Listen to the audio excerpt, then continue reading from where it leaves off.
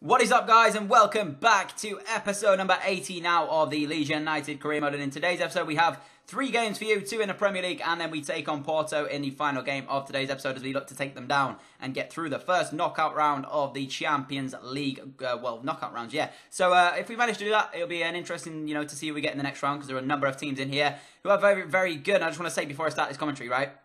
My throat's a bit, bit on the edge right now. So if I do have to clear my throat at any point during the commentary, I genuinely apologise. I tried to do it at a minimum, but at the same time, my throat is absolutely just hurting right now. So I'll try my best to get through this commentary without having to do it as much as possible. But you can see here, we start the episode off with a game against Stoke, who are unfortunately sat down all the way in 18th place. And when you've got a goalkeeper like Alban Lafont in your team, that's not something you want to be seeing. You can see there that a mountain to climb for Stoke. They've scored the least amount in the Premier League, and we've obviously conceded the least amount in the Premier League. So for them, this is going to be tough. And when we've got a player like Lou in goal for us today, it's going to be very interesting. You can see the team there. Excuse me, on your screen. Troy Deeney actually has gone over to Stoke, and it's very interesting to see that they've signed the ex-Watford man now, and he's over at Stoke playing his football over there. But obviously they have Lafont in goal, so it's not going to be an easy feat to try and score against them. But the first chance actually did fall our way in this one. It's a very, very poor defensive error from Stoke, giving Emery Moore the chance to strike it at goal, but his shot was always rising in the end. It's a very, very poor effort from our star man.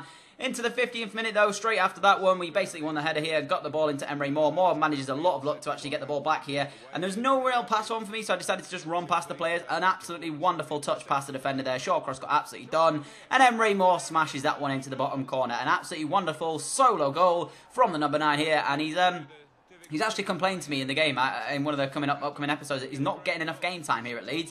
But I personally think that he's been, involved heavily in this. He's played something like 20 Premier League games or something crazy like that in his time at Leeds. I don't know how you can say he hasn't been playing for Leeds. It's ridiculous for him to come back and say that he doesn't feel as if he's having enough game time. Incredible. But he does. He's shown us why he's what he's capable of there, and possibly why he should be obviously a starter on the team sheet. But when we've got the likes of Anwar and we've got the likes of Anthony Martial, then it's just very difficult to get him in. But what a ball that was by Semedo. Gets it into the area where Lewis Baker, is waiting.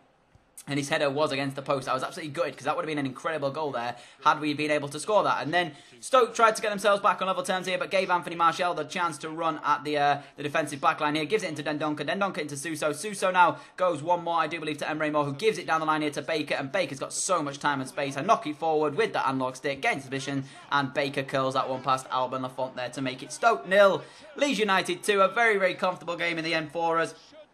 Stoke didn't really threaten throughout the game, but have to say, I was a bit disappointed with the Baker header not end up in the back of the net because the ball from Semedo deserved a goal. It was an incredible cross. And then the diving header, it would have been very nice to score it. Unfortunately, wasn't to be. Baker did eventually get his goal in the game there, but it wasn't through Semedo's cross. So I'm a bit disappointed that hasn't actually gone in the back of the net because that ball would have been incredible to see of a goal on the end of it. But unfortunately, it wasn't. But he made it 2-0 there through Lewis Baker, and at this point we should have held out and got the 3 points. There's no doubt that we are the better team here, and we shouldn't really, we shouldn't concede, put it that way, in this last bit of the game. But there was actually a chance for free here as Lewis Baker gave the ball into Eriksson. Eriksson now gives it over the top here to Suso. I actually didn't want it played to Suso. I thought it was going to go into Semedo. Suso, though, brings it down, sees the run of Eriksson being made, gives it him on the edge of the area, and an absolute thunderbolt from Christian Eriksen makes the score. Leeds United 3, Stoke City 0. They were absolutely torn apart on their own ground here. We just tore them a new one, and Eriksen's the pick of the bunch there. An absolutely incredible strike from the edge of the area,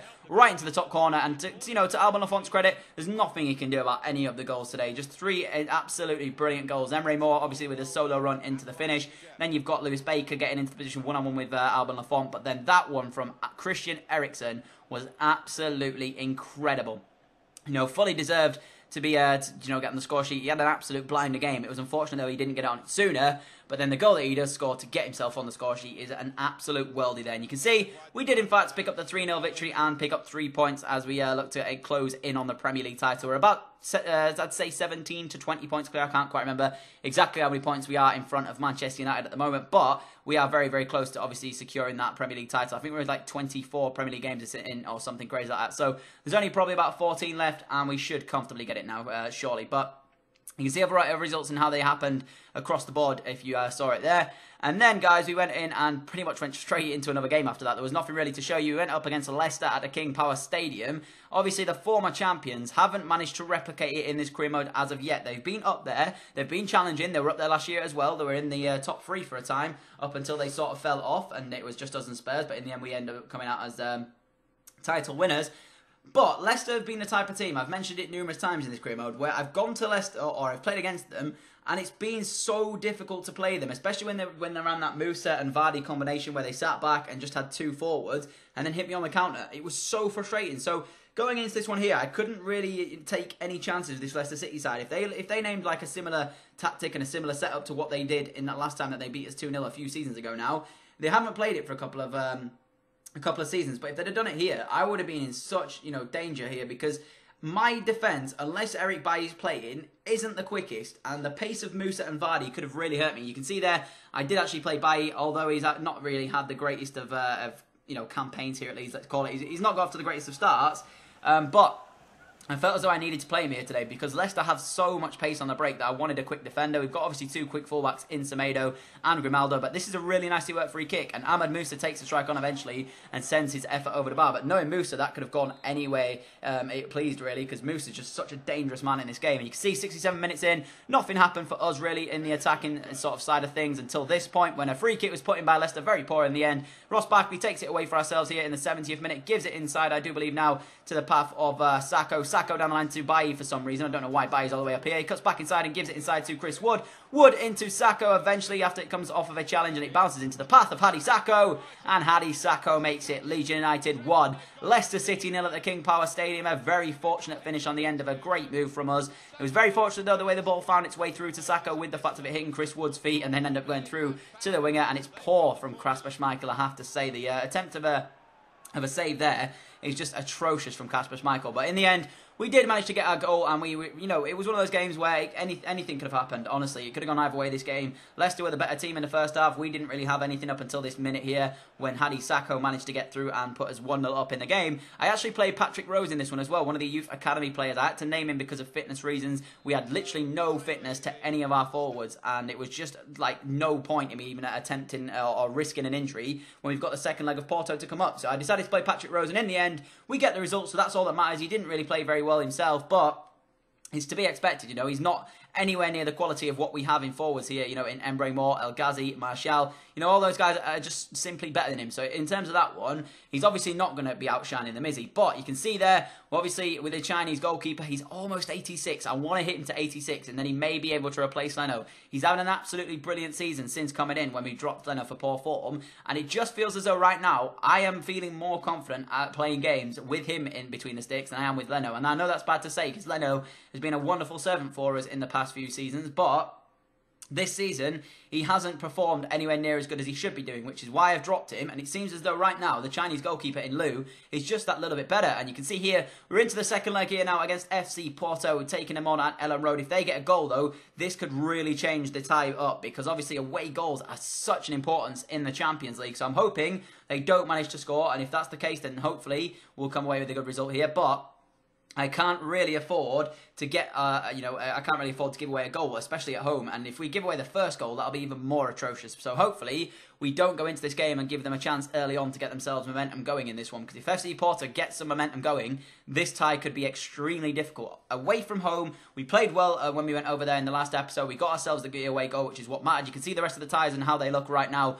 Is it popped up very briefly on your screen there. But this one is all we're mattering about, because at the end of the day, if we go out here, it doesn't matter whatever the rest of the ties are, because it really doesn't matter to us. We won't be getting any of them if we go out. So all we have to do is focus on the job at hand and make sure that we at least get a draw from this game, and then that way we'll be through to the next round of the Champions League. That's the team going into this one. Joel Green, the 91 rated winger, comes back in the team with Januzaj on that left-hand side. I think Anwar and Martial started up front for us today. Emre Can at the base of the midfield with Eriksen just in front of him. A very, very strong player, team. But this is the Porto side. Layun, obviously in there, everybody knows about him. Ruben Neves, someone we actually looked at in this career mode, but was unfortunately not able to sign him. They have a very strong side, and I do not want to give away the first goal in this game. If I give away the first goal, like I said, this tie becomes increasingly difficult. But it was actually I do believe it was actually us who had the first chance in this one. Yes, it was. 6 minutes in, very nicely worked. In the end, it comes to Emre Can. Can into El Ghazi. El Ghazi into Eriksen. And Eriksen takes the strike on. I thought it was going to be 1-0 here, but a fine save from the Porto goalkeeper keeps the score at 0-0. Into the 23rd minute we went.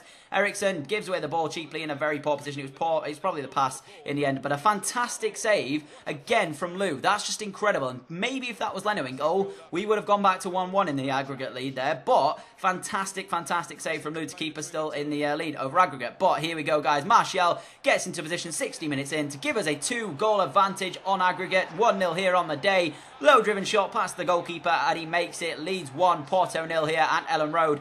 Means we're leading now 2 goals on aggregate, meaning that Porto will have to score twice if they want to go through on away goals. They'll have to win the game by 2 goals to 1. A draw here will simply not be enough for the for Porto. So it means that now they really have to go for it. If they want any chance of getting through, they really have to commit men forward, and maybe that'll allow us to catch them on the break and possibly get ourselves a second in this one. We have a lot of pace going forward, so if they do commit men forward, one ball over the top can cause them a lot of danger. But at the same time, if they score, this game's back on, because like I said, we cannot afford to lose this game. If we lose this game, then it means that that's going to be a real issue, because, we will be out of the Champions League in the first knockout phase. 66 minutes in, I really should have been 2-0 up in this one and 3-0 up on aggregate. I put Grimaldo in, and for some reason I tried to do a low-driven shot, and I got it wrong again. I seem to be getting it wrong a hell of a lot nowadays, and it's just not good enough. And to make matters worse, in the 82nd minute, Porto got themselves back in this game. An absolutely wonderful worked goal. I stood off them. I gave them way too much respect. It's a very poor win in the end from Hernandez. Comes here to...